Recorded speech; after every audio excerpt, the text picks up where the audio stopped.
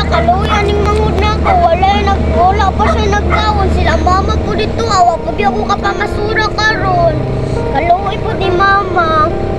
Mangita na lang ko sa basurahan ng mga makawon. Basta naay nangahulog dirian, nangabilin ng mga makawon, mga junk foods. Bahala na lang. Basta naay makawon ko mangkod. Tagay ko doon, babe. Basta 5 lang. Ikaw po, tagay ko, Colby.